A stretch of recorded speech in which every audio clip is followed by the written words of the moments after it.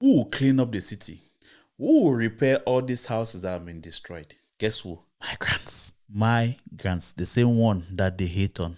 They will be the one to offer the labor that is there to clean the place. Dear South Africans, now you have job. Now you have a job. Yes. Now you have work. Now that this thing has been, that this tornado or wind has passed by and done so many things, destroyed houses, my sympathy to those whose properties have been destroyed or lives that have been lost during this period. But at the same time, it is a clear opportunity for South Africans to show us their might. That solidarity, that unity, that love for the city.